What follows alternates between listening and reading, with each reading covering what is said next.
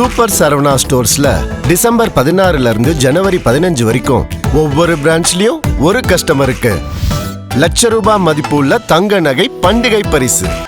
GT Holidays, South India's #1 travel brand. You know you are special when you're with GT Holidays. Nakkheeran நேயர்களுக்கு வணக்கம். இன்று நம்முடன் கருத்துக்களை பகிர்ந்து இணைந்திருக்கிறார் திராவிட வெற்றி கழகத்தின் முதன்மை செயலாளர் வல்லம் பஷீர் அவர்கள். வணக்கம் சார். வணக்கம். அதிமுக பாஜக கூட்டணி ஏற்கனவே முடிவு செய்யப்பட்டாச்சு. இருந்தாலும் விஜய் வந்தால் பாஜக கைட்டு விட்டுருவார் எடப்பாடி அப்படின்லாம் பேசிகிட்டு இருந்தாங்க. இப்போ பியூஷ் கோயலை நியமிக்கிறாங்க. ஏற்கனவே பாண்டா இருந்தார், பியூஷ் கோயலை நியமிக்கிறாங்க. பியூஷ் கோயலும் வந்திருந்தார். உடனே அதிமுககாரங்க மூத்த தலைகள்லாம் உற்சாகமாகி நேரில் போய் பார்த்தாங்க, பேசினாங்க. இந்த பேச்சின் போது அதிமுக கூட்டணியில் அதிமுகவுக்கு 170, மீதி இருக்கிறதுல பாஜகவுக்கு 23, பாமகவுக்கு 23, தேமுதிகவுக்கு 6, அமமுகவுக்கு 6, ஓபிஎஸ்க்கு 3, அப்புறம் சிறிய கட்சிகள்லாம் இருக்குது. தலா ஒன்று கொடுத்துருவாங்க, ஏற்கனவே கடந்த தேர்தலில் கொடுத்த மாதிரி அப்படின்லாம் செய்திகள் வெளியாச்சு. இப்போ ஓபிஎஸ் என்ன சொல்கிறாங்க, எடப்பாடி பழனிசாமி தலைமையிலாம் ஏற்கவே முடியாது அப்படின்னு. அது அந்த செய்தி, அந்த கூட்டணி பங்கீடு இவ்வளவுலாம் செய்தி அப்படின்னு பரவுனதுக்கப்புறம் இந்த செய்தி ஏற்க முடியாது அப்படின்னு. நயினார் என்ன சொல்கிறார், தொகுதி பங்கீடை கொடுத்தியே நாங்கள் பேசலை, திமுக கூட்டணியை எப்படி வீழ்த்தணும் அப்படின்னு தான் பேசணும் அப்படின்னு தான் பியூஷ் கோயலும் சொல்கிறாரு. என்ன தான் நடக்குது அதிமுக கூட்டணியில்? தொகுதி பங்கீடு குறித்து பேசியிருப்பாங்களா, பேசியிருக்க மாட்டாங்களா, இல்லை கூட்டணியில் வேறு கட்சிகளை இணைக்கலாம்? இப்போதைக்கு இந்த அதிமுக பாஜக 2 தான் இருக்குது, வேறு இன்னும் உறுதிப்படியாக, இன்னும் வெளிப்படையாக உறுதியாக இன்னும் சொல்லலை. அப்படிங்கிறப்ப யார் யாரை இணைக்கலாம் அப்படிங்கிற பேச்சுவார்த்தை நடந்ததா? தேசிய ஜனநாயக கூட்டணி முரண்பாடுகளின் மொத்த உருவமாக திகழ்ந்து கொண்டிருக்கிறது. 70 இடங்களை பாஜக நேற்று கேட்டு பெற்றிருக்கிறது என்பதுதான் பிரதான செய்தி. அது எங்க சார் பெற்றாங்க, அப்படி ஏதாவது அறிவிப்பு இருக்கா அப்படின்னா, உறுதிமொழியை நேற்றைக்கு பெற்றிருக்கிறார்கள். 70 இடங்கள் எங்களுக்கு தந்துவிட வேண்டும், நாங்கள் கூட்டணி கட்சிகளை அகாமடேட் பண்ணிக்கிறோம், மீதம் இருக்கக்கூடிய இடங்களை நீங்க போட்டியிடுங்க அப்படிங்கிறதா நேற்றைய பேச்சுவார்த்தை. 70 இடம் கொடுத்துட்டா எடப்பாடி பழனிசாமி வேற வேலையில் அவருக்கு, அவர் மீதியை பார்த்துட்டு அவரு கவனிக்க வேண்டியதான். இப்போது இருக்கிற சூழல்ல அப்படிதான் செய்யணும். இப்ப தேசிய ஜனநாயக கூட்டணியில எந்த கட்சி சார் இருக்கு? பாஜக அதிமுகவை ஏமாத்துது சார். நீங்க ரொம்ப அழகா கேட்டீங்க, பைஜெயந்த் பாண்டா போட்டாங்க, அவரை எடுத்துட்டு பியூஷ் கோயலை போட்டாங்க, அதிமுக வட்டாரங்கள் கொஞ்சம் மகிழ்ச்சி அடைஞ்சாங்க அப்படின்னு சொல்லி. அதான் யதார்த்தமான உண்மையும் கூட. ஏன்னா பியூஷ் கோயல் கொஞ்சம் பழக்கமான ஆளுன்னு அதிமுக நம்புது. ஆனா யதார்த்தமான உண்மை என்னன்னா, பைஜெயந்த் பாண்டாவை ஏன் எடுத்துட்டு பியூஷ் கோயலை போட்டாங்க? கூட்டணியில எந்த முன்னேற்றமும் இல்லை. ஏதாவது ஒரு புதிய முன்னேற்றம் கிடைக்கணும் அப்படின்னு சொன்னா அதுக்கு பியூஷ் கோயல் மாதிரி யாராவது ஒரு அமைச்சரை போட்டோம்னு சொன்னா அதன் மூலமாக ஒரு முன்னேற்றம் இருக்குன்னாங்க. ஏதாவது ஒரு முன்னேற்றம் கண்ணுக்கு தெரியுதா தேசிய ஜனநாயக கூட்டணியில? அன்னைக்கு என்ன நிலைமை இருந்ததோ அதே நிலைமை தான் நேற்றைக்கும். நேற்றைக்கு இருந்ததை விட மோசமான நிலைமை இன்னைக்கு காலையில இருக்கு. ஏன்னா டிடிவி தினகரனும் ஓ பன்னீர்செல்வமும் பியூஷ் கோயல், எடப்பாடி பழனிசாமி 2 பேரும் சந்தித்ததற்கு பிறகு ஒரு ஸ்டாண்ட் எடுத்து இன்னைக்கு அறிவிக்கிறாங்க. நாங்க 6ன்னு சொன்னோமா, நாங்க போட்டியிட போறோம்னு சொன்னோமா, எடப்பாடி பழனிசாமி ஏத்துக்கிட்டோம்னு சொன்னோமான்னு இன்னைக்கு கேட்கிறாரு. காலையில புரட்சித் தலைவர் எம்ஜிஆரினுடைய சிலைக்கு மாலை அணிவிச்சுட்டு டிடிவி தினகரன் நேற்றைக்கு மாலையே ஒரு நிர்வாகிகள் கூட்டத்தை கூட்டி அங்க கலந்துகிட்ட அத்தனை பேரும், அதாவது ராமச்சந்திரனிலிருந்து வைத்திலிங்கம் வரைக்கும் யாரெல்லாம் ஓபிஎஸ்னுடைய ஆதரவாளர்களா இருக்காங்களோ அவ்வளவு பேர் என்ன பேசுறாங்கன்னா, எடப்பாடி இல்லாத அதிமுக இருந்தா மட்டும்தான் நாங்க ஒன்றுபட்ட அதிமுக, இப்ப இவ்வளவு நாளா நிபந்தனையற்ற ஆதரவுன்னு சொன்னாங்க. அதாவது ஒன்றுபட்ட அதிமுகவை உருவாக்குவதற்கு நாங்க நிபந்தனையற்ற ஆதரவு தர்றோம், நீங்க ஒன்றுபட்ட அதிமுகவை உருவாக்குங்கன்னு சொன்னாங்க. இப்ப என்ன ஒரு பிரதான நிபந்தனையை வைக்கிறாங்க, அதுவும் என்ன நடைமுறை சாத்தியம் இல்லையோ அந்த நிபந்தனையை வைக்கிறாங்க. அப்ப இதுல இருந்து என்ன புரிஞ்சுக்கணும் அப்படின்னு சொன்னா, ஓபிஎஸ் அதிமுகவில் இணைவதற்கும் தயாராக இல்லை, தேசிய ஜனநாயக கூட்டணிக்கு வருவதற்கும் தயாராக இல்லை. இது இப்போதைய ஸ்டாண்டு தான். நாளைக்கு அமித்ஷா பேசினதுக்கு பிறகு ஸ்டாண்டு மாறலாம், அது வேற. அவருடைய நிலைப்பாடு என்பது உறுதியானது இல்லைன்றது எனக்கு நான் உறுதியா நம்புறேன். ஆனா அதே நேரத்துல இந்த 70 இடங்கள் கொடுத்துட்டா அதிமுகவுக்கு வேலையெல்லாம் ஒரு எல்லா வேலையும் பார்த்துக்கலாமான்னு கேக்குறீங்க. இப்போது இருக்கிற நிலைமை அதுதான். இப்போது இருக்கிற நிலைமைக்கு பாஜகவுக்கு 70 சீட்டு கொடுத்துட்டா அந்த 70 சீட்டை பாஜக பிரிச்சு கொடுத்துக்கும். இது ஏற்கனவே மக்கள் நல கூட்டணி பண்ண வேலை. தேமுதிகவுக்கு இடத்தை கொடுத்துட்டு பாக்கி தேமுதிக விசஸ் மக்கள் நல கூட்டணின்னு ஒப்பந்தம் போட்டுக்கிட்டாங்க. மக்கள் நல கூட்டணியில அண்ணன் திரும்ப கம்யூனிஸ்ட் எல்லாம் பிரிச்சுக்கிட்டாங்க. அந்த மாதிரி இப்ப தேசிய ஜனநாயக கூட்டணியில் அங்கம் வகிக்கிற அதிமுக விசஸ் தேசிய ஜனநாயக கூட்டணின்னு ஒப்பந்தத்தை போட்டுக்குவாங்க. அந்த 70 சீட்ல யார் யாருக்கு கொடுக்க போறாங்கன்றதுதான். இப்ப பாமக ஒன்றுபட்ட பாமகவுக்கு 23 சீட்டுன்னு நேற்று வந்து செய்தி வந்தது. ஒன்றுபட்ட பாமக முதல்ல சாத்தியமா? ஒன்றுபட்ட பாமக தேர்தலை சந்திக்குமா? முதல்ல அதற்கான வாய்ப்புகள் ஏதாவது இருக்கா? கிஞ்சித்தும் அதற்கான வாய்ப்பு இல்லை. இந்த ஆண்டுக்கு விடை கொடுப்போம், புதிய ஆண்டை வரவேற்போம்னு ஒரு பொதுக்குழு செயற்குழுவுக்கு சேலத்துல தயாராயிட்டாரு ராமதாஸ். அதற்கு லட்சினை வெளியிடுறாங்க. அந்த லட்சினையில அன்புமணி ராமதாஸினுடைய படம் இல்ல. அன்புமணி ராமதாஸ் தரப்பு தொடர்ச்சியாக ராமதாஸையும் அவரால் செயல் தலைவராக நியமிக்கப்பட்டிருக்கிற அன்புமணியினுடைய சகோதரியும் தொடர்ச்சியாக விமர்சிக்கிற போக்கு இருக்கு. அதை நம்ம பார்க்கிறோம். அப்ப எந்த விதமான முன்னேற்றமும் இவர்களினுடைய ஒன்றுபட்ட பாமக நடவடிக்கையில இல்ல. அப்போ இதெல்லாம் எதை உணர்த்துதுன்னா, நாங்க எல்லாத்தையும் சரி பண்ணிக்குவோம்னு அதிமுகவை பாஜக ஏமாத்துது. வேற வழி இல்லாம 70 சீட்டு கொடுக்குற இடத்துக்கு வந்து நிக்கிறாரு. கடந்த முறை போட்டியிட்ட இடங்களை விட கூடுதலான இடங்கள் தான் பாஜக இந்த முறை போட்டியிடும். அதுதான் பாஜகவினுடைய கணக்கும் கூட. அந்த கணக்கை நேரடியா கேட்டா உங்களுக்கு என்ன வாக்கு சதவீதம்னு கேட்டுருவாங்க. அப்ப எப்படி கேட்கறது? நாங்க எல்லாரையும் பாத்துக்கிறோம் அப்படின்னு சொல்றதுனால 70 சீட்டு அவங்க ஈஸியா வாங்கிட்டு போயிடலாம்னு நினைக்கிறாங்க. தேமுதிகவுக்கு 6 சீட்டுன்னு ஒரு கணக்கு இருக்கு. தேமுதிக அறிவிச்சிருச்சா? அந்த அம்மையார் தான் ரொம்ப தெளிவா சொல்லிட்டாங்களே, விஜயகாந்த் அவர்களுடைய மனைவி, நாங்க வந்து மாநாடு கூட்டியிருக்கோம், மாநாட்டுலதான் எங்க முடிவை அறிவிப்போம்னு சொல்லியிருக்காங்க. அப்ப முடிவே அறிவிக்காத தேமுதிக கூட்டணிக்கு வந்துட்டதாக ஒரு கணக்கு காட்டப்படுது. டிடிவி தினகரன் இன்னைக்கு காலையில மாறுறாரு, நேற்றைக்கு அவரை வச்சு ஒரு கணக்கு காட்டப்படுது.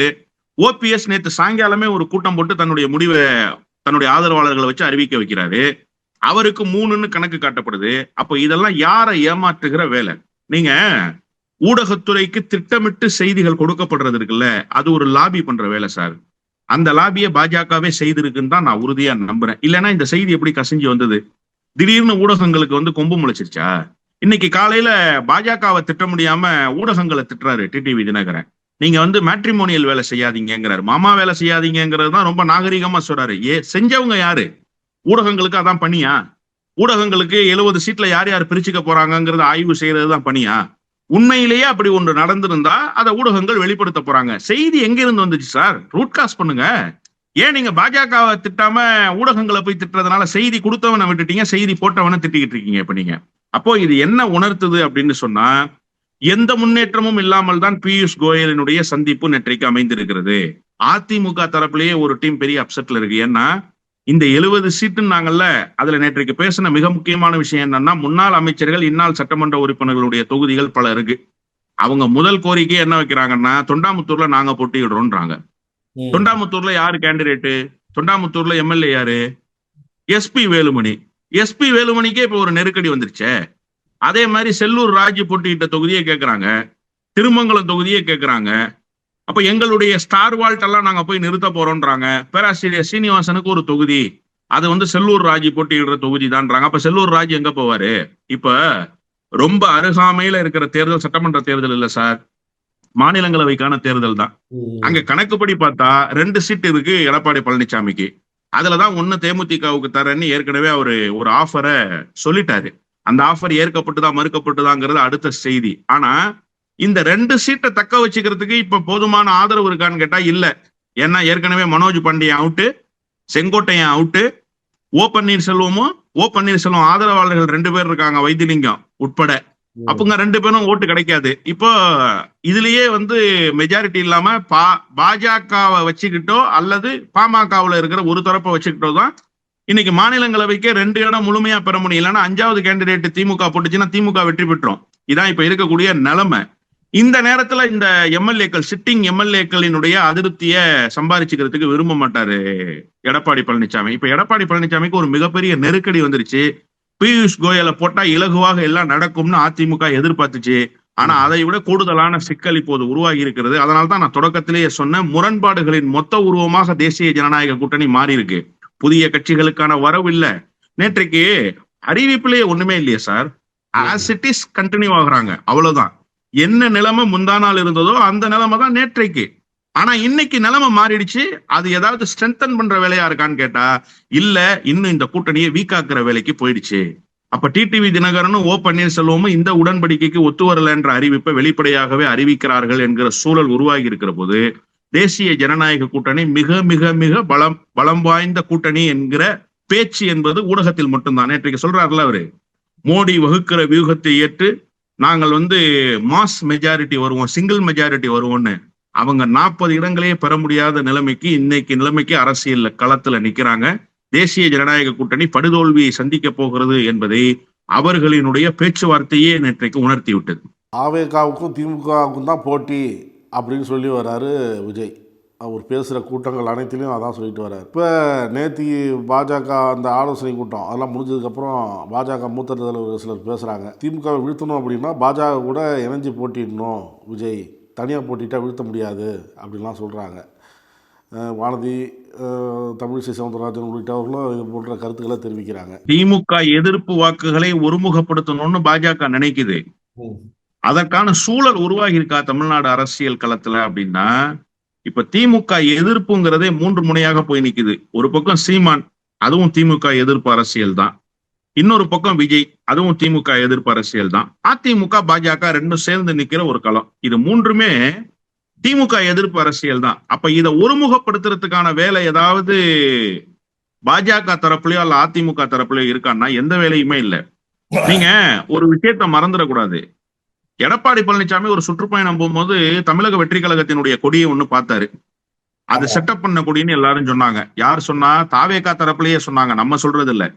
அப்ப அந்த கொடியை பார்த்தோன்னா பாத்தீங்களா கூட்டணி முடிவாயிடுச்சுன்னாரு. இப்படி ஒரு தலைவர் வலிய சென்று கூட்டணிக்கு வேண்டுகோள் வச்சத இதுவரைக்கும் தமிழ்நாட்டு அரசியல் களத்துல யாரும் பார்க்கல. குறிப்பா அதிமுக இந்த மாதிரி வச்சது கிடையாது. ஆனா தன்னிலை மறந்து தன்னுடைய கட்சியினுடைய சுயத்தை இழந்து எடப்பாடி பழனிசாமி புதிதாக வந்த விஜய்க்கு அப்படி ஒரு வரவேற்பை கொடுத்தாரு. ஆனா விஜய் என்ன பண்ணாரு? லெப்ட் ஹேண்ட்ல டீல் பண்ணி விட்டு போயிட்டாரு. இப்ப கூட நீங்க ஒருமுகப்படுத்துறதுக்கான வேலையை நேற்று பாத்தீங்களான்னு கேட்டா, பத்திரிகையாளர் சந்திப்புல 2 பேருமே ஒரு சேர் என்ன சொல்றாங்க, இல்ல அதை பத்தின பேச்சுவார்த்தை எதுவுமே இல்லைன்றாங்க. எடப்பாடி பழனிசாமி தப்பிச்சு ஓடுறாரு பத்திரிகையாளர் சந்திப்புல இருந்து. 2 வார்த்தை தான் அவர் சொல்றாரு. அதாவது மக்கள் ஒரு கொந்தளிப்பான மனநிலையில இருக்காங்க, திமுக அரசை வீட்டுக்கு அனுப்புவதற்கு நாங்க வியூகம் வகுத்தோன்றாங்க. சார், முதல்ல களத்தை தயார் பண்ணாதான் சார் சண்டை செய்ய முடியும்.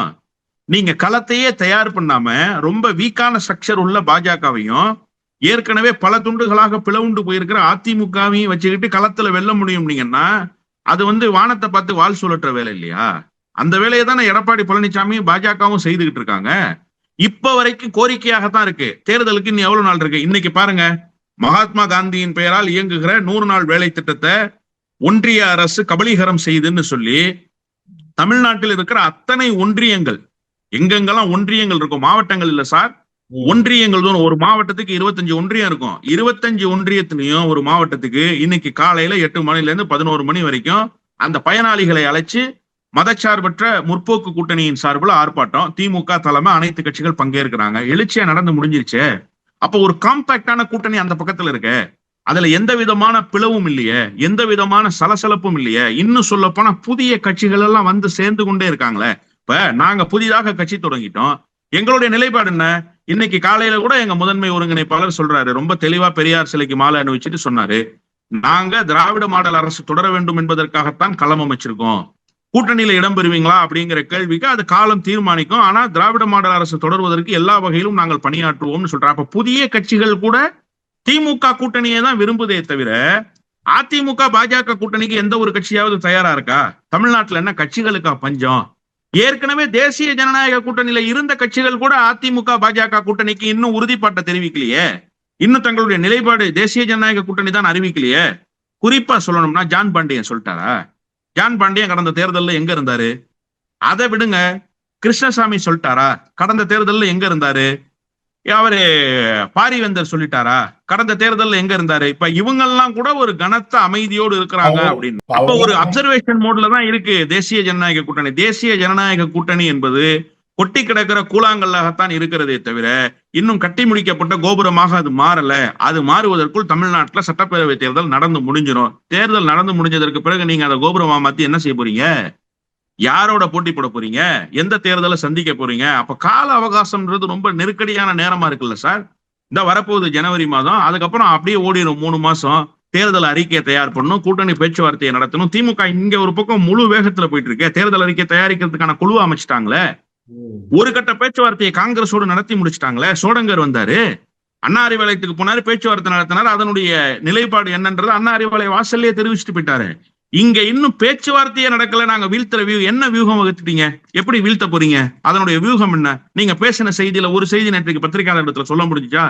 இல்லைங்க நாங்க 70 சீட்டு கேட்டு அழுத்தம் கொடுத்துருக்கோங்கன்னா உங்களால சொல்ல முடிஞ்சுதா? அதை கூட சொல்வதற்கு திராணி இல்லாத நிலையில் தேசிய ஜனநாயக கூட்டணி நகருகிறது என்பதுதான் செய்தி. இவங்களுடைய எதிர்பார்ப்பு எல்லாரும் ஒண்ணு சேரணும்ன்றது. அந்த எதிர்பார்ப்பு நிகழாமலேயே இருக்கு. தேர்தல் வரை அது நிகழாது. தேர்தலுக்கு பிறகு வேண்டுமானால் எது வேண்டுமானாலும் நடக்கலாம். திருமாவளவன் ஒரு நிகழ்வில் பேசும்பொழுது சீமான், விஜய் RSS பெற்றெடுத்த பிள்ளைகள் அப்படின்னு சொல்கிறார். இதற்கு சீமான் தரப்பு கடும் கோபம்லாம் வந்தது. அவங்க தரப்பில் வந்து பதிலடி கொடுத்துட்டு வராங்க.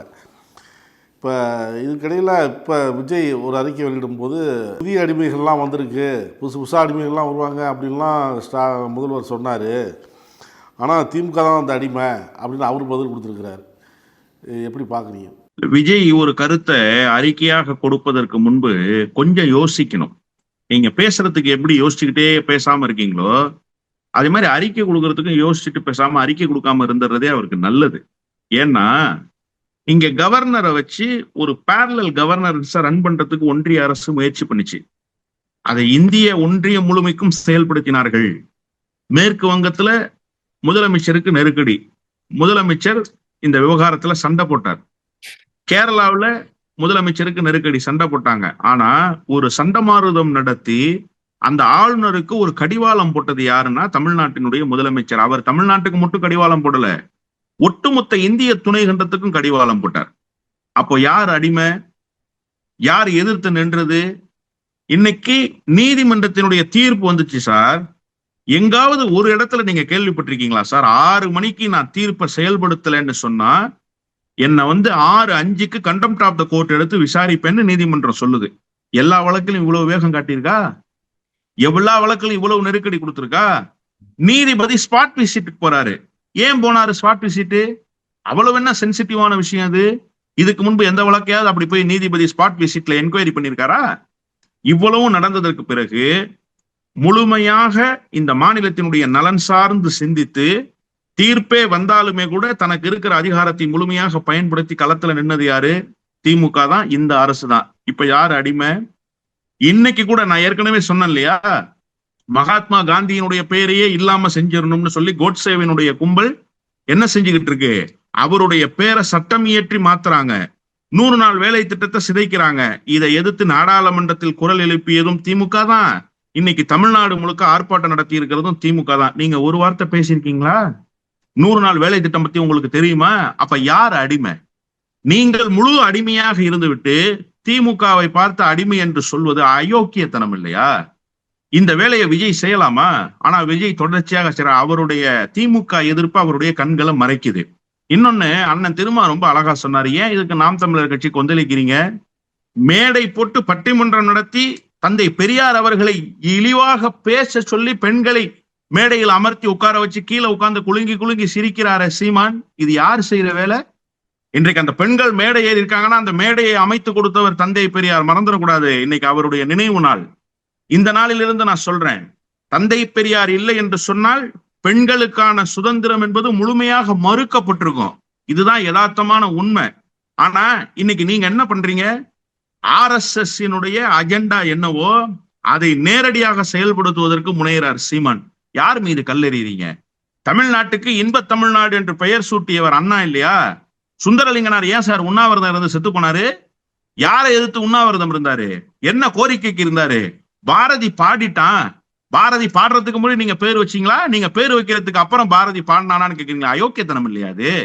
இது RSS குரல் இல்லையாது? பாரதி பாடிட்டு போனா சட்டம் இயற்ற இடத்துல பாரதி இருந்தானா? பாரதி அதை சட்டமாக்குனானா? தமிழ்நாட்டுக்கு தமிழ்நாடுன்னு பெயர் சூட்டினானா? இல்லையே. சட்டம் இயற்றியவர் அண்ணா. வரலாற்றுல யார் இடம்பெறுகிறார்கள்ங்கிறது தான் முக்கியம். வரலாற்றுல இடம்பெற்றவர் அண்ணா தான், பாரதி இடம்பெறல. ஏன்னா பாரதி சட்டம் இயற்றல. அவன் பாட்டு எழுதுனதோட அவன் வேலை முடிஞ்சு போச்சு. இன்னைக்கு இந்த விமர்சனத்தை RSS விமர்சனம் கூட இன்னும் மென்மையா இருக்கும். கண்ணமுடி நாம் தமிழர் கட்சியில் இருக்கிறவங்க பேசுறத கேட்டா H ராஜா பேசுறதை விட மோசமாக இருக்கு. இன்னும் சொல்ல போனா மோகன் பகவத் பேசுறதை விட மோசமாக இருக்கு. அப்ப நீங்க RSS கைகூலிகள் இல்லையா? RSS வளர்ப்புகள் இல்லையா? அததான் அண்ணன் திருமா சொல்றாரு. ஏன் நீங்க வேகப்படுறீங்க? உங்களுடைய கோபத்துக்கு என்ன காரணம்? நீங்கள் பச்சையான RSS வளர்ப்பு என்பதை சமீப காலமாக உங்கள் மேடையில நீங்க உணர்த்திக்கிட்டே இருக்கீங்க. அததான் அண்ணன் திருமாவளவன் வெளிப்படுத்தி பேசி இருக்கிறாரு. நாம் தமிழர் கட்சி அண்ணன் திருமாவுக்கு காட்டுகிற எதிர்ப்பும் முதலமைச்சரினுடைய கருத்துக்கு விஜய் சொல்லி இருக்கிற பதிலும் ஒரே நேர்கோட்டில் வந்து நிக்குது. இவர்கள் இருவருமே RSS வளர்ப்பு பிள்ளைகள். ஒருங்கிணைந்த அதிமுக இருந்தாதான் அதிமுக வெற்றிக்கு நோக்கி போக முடியும் அப்படின்னு பாஜக சொல்லுது. இவங்க அதை சேர்க்க மாட்டேன்னு எடப்பாடி சொல்றாரு. இப்ப ஓபிஎஸ் டிடிவி என்னதான் செய்ய போறாங்க? பாஜகவுக்கு 2 திட்டம் இருக்கு சார். பிரதான திட்டம் என்ன அப்படின்னு சொன்னா, அதிமுகவை வலுவிழக்க செய்யணும். அதிமுகவுக்கு விழுகிற இடைவெளி இருக்குல்ல, அந்த இடைவெளிக்கு பாஜகவை கொண்டு வந்து இட்டு நிரப்பணும். இதுதான் பிரதானமான நோக்கம். அதுல 2 பிளான் வச்சிருக்காங்க. ஒண்ணு என்ன அப்படின்னு சொன்னா, ஒன்றுபட்ட அதிமுகவை உருவாக்காமல் டிடிவி தினகரனையும் ஓ பன்னீர்செல்வத்தையும் கொண்டு வந்து சேர்த்து அந்த 70 சீட்டு சொன்னாங்கல்ல, 70க்குள்ள இன்க்ளூசிவா இவங்களுக்கு இடம் கொடுத்து ஒட்டுமொத்தமா இவங்க கட்டுப்பாட்டுக்குள்ள வச்சுக்கிறது, தாமரை சின்னத்துல போட்டியிட வைக்கிறது அப்படிங்கிறது ஒரு திட்டம். ஒருவேளை இது நடக்காமல் போகுமே ஆனால், ஏன்னா நேற்றைக்கு ஓபிஎஸ் நோன் இருக்காரு, இன்னைக்கு டிடிவி தினகரன் நோன்னு சொல்லிட்டாரு. அப்ப இது நடக்காம போனா என்ன சார் அப்படின்னா, பிளான் பி தான். ஏற்கனவே ஒரு திட்டம் வகுக்கப்பட்டு அந்த திட்டத்தின்படி யார் நடந்து வர்றான்னு கேட்டா நம்ம விஜய் நடந்து வந்துகிட்டு இருக்காரு அந்த திட்டத்துல. இப்ப அந்த விஜயை பலப்படுத்துவதற்கு டிடிவி தினகரனையும் ஓ பன்னீர்செல்வத்தையும் கொண்டு போய் அவர்களோடு சேர்த்து அதிமுகவை இன்னும் பலகீனப்படுத்துற வேலையை பாஜக செய்யுது. 2 தான் திட்டம். நான் ஒண்ணு கேட்கிறேன், இவ்வளவு பேசுகிற பாஜக, இவ்வளவு அதிகாரத்தை கையில் வைத்திருக்கிற பாஜக, எடப்பாடி பழனிசாமி உட்கார் என்று சொன்னால் உட்காருகிறார், நில் என்று சொன்னால் நிற்கிறார். ஒன்றுபட்ட அதிமுகவை ஒரே நாள்ல பாஜகவால உருவாக்க முடியாதா? நீ இன்னைக்கு டிடிவி தினகரன் பேசுறாரு. இதே டிடிவி தினகரன் 3 மாசத்துக்கு முன்னாடி என்ன சார் பேசினாரு? உங்களுடைய தேர்தல் நிலைப்பாடு என்னன்னு கேட்டதுக்கு அமித்ஷா நிலைப்பாடு தான் என்னுடைய நிலைப்பாடுன்னு சொன்னாரு. அப்போ அந்த அமித்ஷாவினுடைய நிலைப்பாட்டுக்கு காத்திருந்த டிடிவி தினகரன் இப்படி மாத்தி பேசுறாருன்னா அதுக்கு யார் காரணம்? சொந்த கருத்தை பேசிட்டாரா? அவ்வளவு பலம் வந்துருச்சா? அவ்வளவு தைரியம் வந்துருச்சா தினகரனுக்கு? நேற்றைக்கு வந்து வைத்திலிங்கம், ராமச்சந்திரன் உட்பட ஓ பன்னீர்செல்வத்தோடு உடன் இருக்கக்கூடிய எல்லோரும் எதிர்த்து பேசுறாங்களே, அதுக்கு யார் காரணம்? பாஜகவினுடைய பின்புலம் இல்லாம அப்படி பேசிடுவாங்களா? பாஜகவினுடைய பின்புலம் இல்லாம அப்படி பேச முடியுமா? அப்ப என்ன நோக்கம்? பாஜக பின்னால இருந்து இயக்குகிறது. ஒரு போன் கால்ல முடிக்க முடியும் சார் அமித்ஷாவால. தினகரன் நீங்க கொடுக்குற இடத்த வாங்கிக்கங்கன்னா ஓகே ஜின்னு சொல்லி உட்காருவாரு. ஓ பன்னீர்செல்வத்துக்கு போன் வருதுன்னு தெரிஞ்சாலே போதும், பேச வேண்டிய அவசியம் இல்லை. போன் வருதுன்னு தெரிஞ்சாலே முட்டி போட்டுருவாரு ஓ பன்னீர்செல்வம். இந்த நிலையில் இருப்பவர்கள் திடீரென ஏதோ தங்களுக்கு வீரம் வந்து விட்டதை போல பேசுறதுங்கிறதும் ஒரு பாரதிய ஜனதா கட்சியினுடைய அஜெண்டா தான். எனவே இவர்களுக்கு இருக்கிற ஒரே வாய்ப்பு இப்ப விஜய் தான். விஜயை நோக்கி இவர்கள் இருவரையும் நகர்த்துகிற வேலையை பாஜக செவ்வனே செய்து முடிக்கும். கருத்துக்களை பகிர்ந்து கொண்டதற்கு நன்றி சார். நன்றி. நக்கீரன் டிவிக்கு சப்ஸ்கிரைப் செய்யுங்கள். உங்கள் ஆதரவே எங்கள் பலம். ஆசிரியர்களுக்கு நண்பனாகவும் மாணவர்களுக்கு ஆசானாகவும் திகழும் தேர்வு வழிகாட்டி. ஒவ்வொரு பாடத்திற்கும் அனுபவமிக்க ஆசிரியர்களின் துல்லியமான தெளிவான விடைகள். CNC இருக்கு, தேர்வு பயம் எதற்கு? இது தீரன் பப்ளிஷிங் ஹவுஸ் விற்பனை வெளியீடு.